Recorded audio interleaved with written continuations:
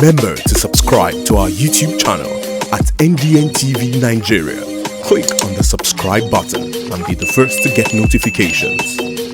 Members of oil-producing communities in the Niger Delta have thrown their weight behind the South-South caucus in the House of Representatives in its recent call for an upward review of 2.5% host communities development trust fund in the petroleum industry bill to 10%. The 2.5% proposed for the host communities in the development trust fund of the PIB, they insist, is grossly inadequate to effectively tackle grinding poverty and deprivation suffered by oil-producing communities in the Niger Delta. Correspondent Chika Bodozie completes the story. The South-South caucus in the House of Representatives recently held a retreat in Uyo, the Akwa Ibom state capital, to deliberate on issues of interest for oil-producing communities in the petroleum industry bill. In a communique issued at the end of their retreat, the federal lawmakers came up with 8 resolutions that should be considered in the PIB to offer oil-producing communities in the Niger Delta a new lease of life. 2 of such resolutions emphasized the need for an upward review of host communities development trust fund to 10% and relocation of headquarters of oil majors to the Niger Delta. Funding of the host community development trust should be left at 10% of OPEX of preceding year of companies. Relocation of headquarters of all oil majors to their areas of operations.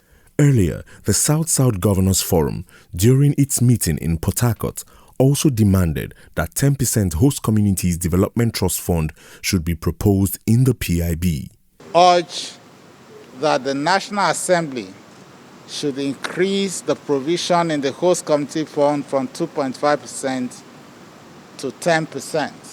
In solidarity with the South-South governors and federal lawmakers, close observers of proceedings in the renewed attempt to pass the petroleum industry bill have maintained that the proposed legislation be used to address untold deprivation and administrative neglect that have been the lots of oil-producing communities for several decades. They insist that the PIB should be crafted in a manner that allows oil-producing communities to have equitable participation in the petroleum industry bill. As an individual, I would say even the 10% they're asking for is not enough. I say it because if you go to the site where these oil operations go on, you shed tears.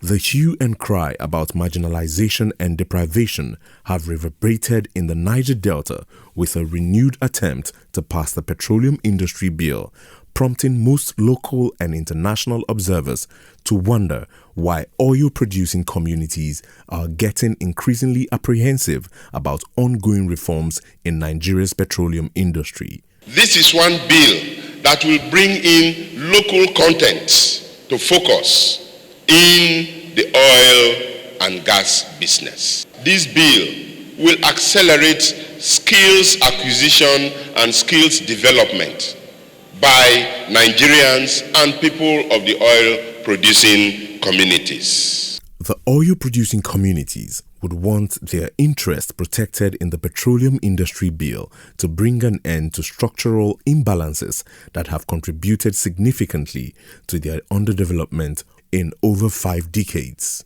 With a new regime of justice, equity, and fair play in the allocation of Nigeria's oil resources generated in their domain, they are hopeful that the challenges of poverty, insecurity, and underdevelopment currently plaguing the Niger Delta would be consigned to the past in no distant time.